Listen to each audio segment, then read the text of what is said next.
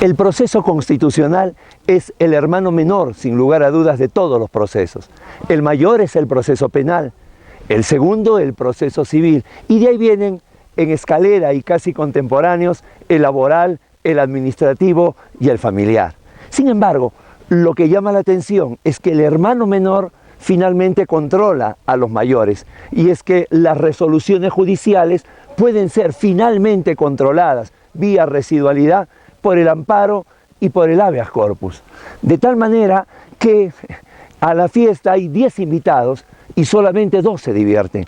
Se llaman amparo y habeas corpus. Los demás están de pie y mirando con cara larga.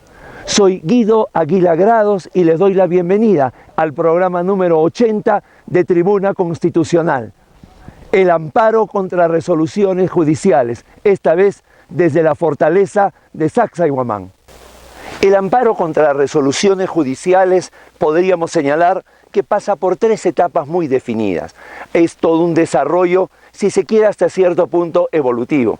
La primera parte es toda la normatividad que estaba en la legislación constitucional, digamos, el bloque de constitucionalidad, a saberse la Constitución Política del Perú en el artículo 200, inciso segundo, cuando señala que el proceso de amparo procede contra el acto u omisión de cualquier autoridad, funcionario o persona que vulnere derechos fundamentales.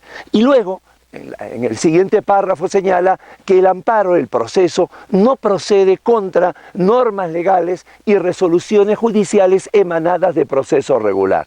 Con lo cual, con una interpretación a contrario sensu, procede el amparo contra resoluciones judiciales emanadas de un proceso irregular. Y luego, como no, el Código Procesal Constitucional, que en su artículo 4 señalaba que procede el amparo contra resoluciones judiciales cuando se ha dado la vulneración de la tutela procesal efectiva, que comprende el acceso a la justicia y el debido proceso. Hasta allí, lo único que se podía haber discutido es qué se podía entender por proceso irregular. Entonces, según lo que decía la Constitución e interpretaba el Código, se señalaba que proceso irregular era aquel en el cual se había vulnerado un derecho fundamental, pero de naturaleza procesal, sea el de la tutela jurisdiccional efectiva o el de debido proceso. Y hasta allí se ha desarrollado o se desarrolló este proceso de amparo contra resoluciones judiciales hasta que se da una sentencia hito.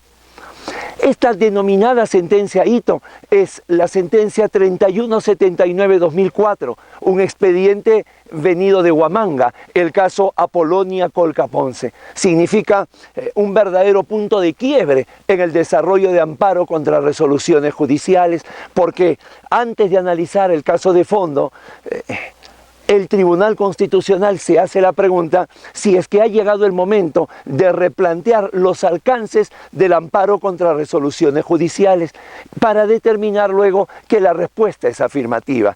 ¿Y por qué la respuesta debía ser afirmativa? Primero, porque el proceso de amparo tiene una finalidad totalizadora. La misma Constitución señala que procede contra la acción u omisión que vulnere cualquier derecho fundamental que no sea defendido ni por el habeas corpus ni por el habeas data, de tal forma que la propia Constitución no lo reduce a derechos fundamentales de naturaleza procesal. ¿Por qué tendría que hacerlo el Código Procesal Constitucional? Y la segunda razón es la denominada eficacia vertical de los derechos fundamentales. Esto es, el Poder Judicial está vinculado a todos los actos de poder que haga el Estado, no solamente a aquellos actos de naturaleza procesal. De tal manera que esta segunda parte, este segundo paso, esta segunda estación del amparo contra resoluciones judiciales encuentra en Apolonia Colca Ponce su punto de quiebre. A propósito, este caso es tranquilamente un precedente, sin embargo, formalmente no lo es, porque como lo hemos dicho en entregas anteriores, para que pueda constituir este caso precedente, tiene que haber una sentencia meritoria, que sea fundada o infundada, y en este caso se declaró improcedente la demanda. Esta nueva doctrina jurisprudencial, impuesta por el caso Apolonia Colca Ponce, trajo consigo una paradoja que no pasó inadvertida para la academia. Esto es, el Código Procesal Constitucional para el amparo ordinario, para el amparo de todos los días, finalmente se había reducido.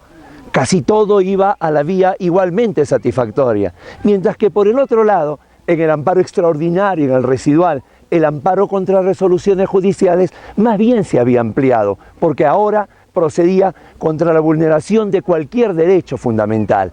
Es por ello que el Tribunal Constitucional siempre en esta segunda parte busca hacer una regulación al respecto. La primera de ellas, que solamente procedía el amparo contra resoluciones judiciales que tengan el carácter de firme, esto es, que se hayan agotado todos los recursos porque el amparo no se iba a superponer a uno de ellos.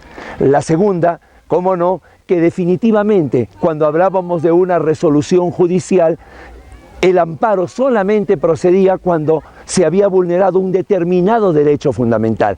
El amparo no iba a volver a ver lo que había visto el ámbito del amparo ordinario. De tal forma que a partir de allí ya comienza a morigerarse, digamos, la crítica inicial a la ampliación del amparo contra resoluciones judiciales, máxime si finalmente el Tribunal Constitucional va a determinar una fórmula que pasa por tres exámenes: el examen de razonabilidad, el examen de coherencia y el examen de suficiencia. Cuando hablamos nosotros del examen de razonabilidad es poder ver si es realmente necesario revisar todo el proceso ordinario para poder encontrar si hay un derecho fundamental vulnerado, como señala la demanda. En el segundo caso, en el examen de coherencia, lo que se pretende es ver si realmente hay una vulneración de un derecho fundamental. Este tiene directa relación con el fallo en el caso ordinario.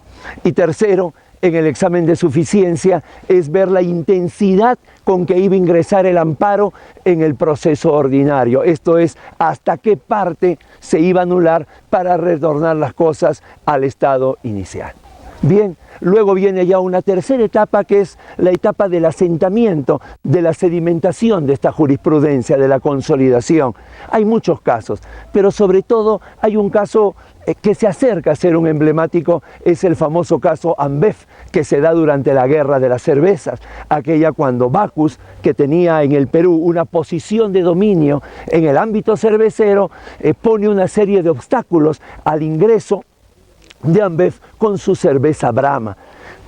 Esto se discute tanto en la vía administrativa como en la vía judicial, y entonces Ambev, que quería ingresar al mercado peruano, interpone una demanda de amparo contra el proceso ordinario, pero no contra la resolución. En el ámbito económico las cosas son más urgentes, sino que se hace contra una medida cautelar. Y acá el tribunal señala dos cosas. Primero, que en primera y segunda instancia se había entendido como resolución firme solamente la sentencia, por lo cual lo habían declarado improcedente. El tribunal, haciendo una doctrina jurisprudencial procesal, determina que también una medida cautelar puede ser una resolución firme si es que ha agotado los medios impugnatorios. Y segundo, la defensa de Backus había señalado, cómo no, que no era procedente la demanda de amparo porque se habían vulnerado los derechos relacionados a la libertad de empresa, a la industria, a la libertad de contratación, y que esos no eran derechos fundamentales de naturaleza procesal. Ello es aprovechado por el Tribunal Constitucional para recordar que el amparo en su protección más bien viene a ser un amparo totalizador. Y así, hasta el día de hoy, el amparo contra resoluciones judiciales tiene esa visión amplísima. Estos mismos criterios utilizados en el amparo contra resoluciones judiciales se trasladan al habeas corpus con un añadido: no puede ser cualquier derecho fundamental, sino que ese derecho fundamental debe tener un vaso comunicante con la libertad personal. Y de ahí viene la trascendencia del habeas corpus contra medidas cautelares que privan la libertad o contra sentencias que condenan a pena privativa de libertad. Pero eso será tocado en un próximo programa. No olvide suscribirse, no olvide difundir para que esta familia de Tribuna Constitucional siga creciendo.